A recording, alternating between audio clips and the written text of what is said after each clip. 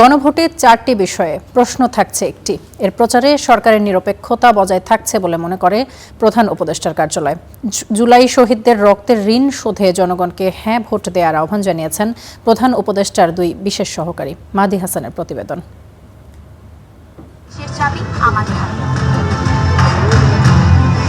দেশের ইতিহাসে এবারই প্রথম জাতীয় নির্বাচনের সঙ্গে একই দিনে হচ্ছে গণভোট। এরই মধ্যে এ নিয়ে প্রচার শুরু করেছে সরকার।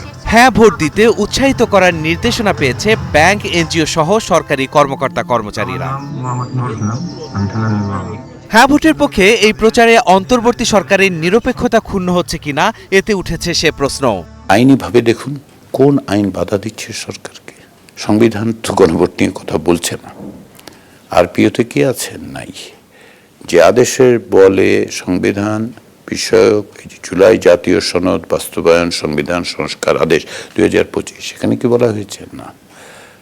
গণভোটের বিষয় যে অধ্যাদেশ, সেখানে কি বলা হয়েছে? না।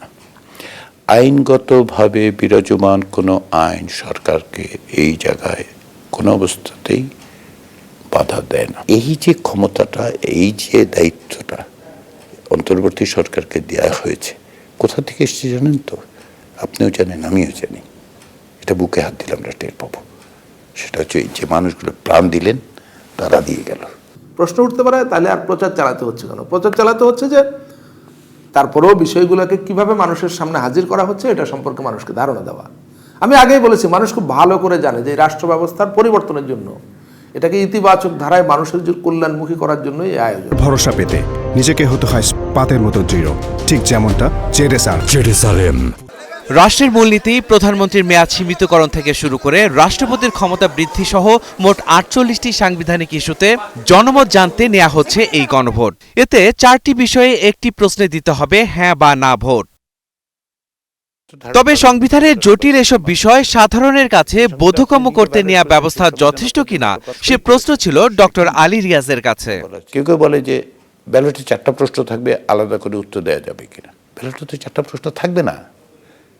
ব্যালটে প্রশ্ন থাকবে একটাই, 4টা বিষয় থাকবে। ভেঙে 4টা বিষয় বলা হয়েছে এই পরিবর্তন হবে। কোথাও কিন্তু ওই শেষ বাক্যের শেষে প্রশ্নবোধক নাই। যারা এটা বলছেন যে 4টা প্রশ্নের উত্তর, আমি 2টা হ্যাঁ করতে চাই, 2টা না করতে চাই, তা তো নয়। প্রশ্নটা হচ্ছে জুলাই জাতীয় সনদের ভিত্তিতে যে সংস্কার প্রস্তাবগুলো আছে, সেগুলো বাস্তবায়নের সঙ্গে আপনি একমত হন কিনা।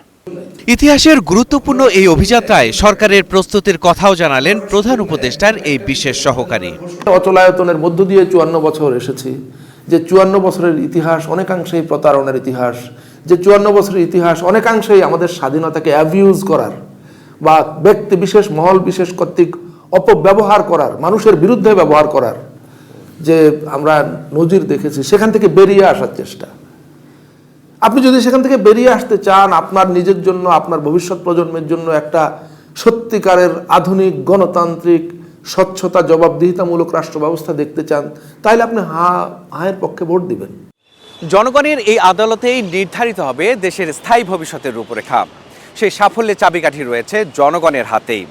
সংশ্লিষ্টদের মতে হ্যাঁ কিংবা না, এই 2 শব্দদ্বয়ের মধ্য দিয়েই রচিত হবে আগামীর জন আকাঙ্ক্ষার বাংলাদেশ। জুলাই অভ্যুত্থানে আওয়ামী লীগ সরকারের পতনের পর অধ্যাপক ইউনূসের নেতৃত্বে শুরু হয় নতুন দিনের যাত্রা। হ্যাঁ ভোট জয়ী হলে সব দলের সঙ্গে আলোচনার পর গৃহীত জুলাই সনদ বাস্তবায়নের পথরেখায় সূচিত হবে এই গণভোটে। রাষ্ট্রপতিকে বিনীত অনুরোধ জানাচ্ছি। Mahdi Hasan, star news, Dhaka.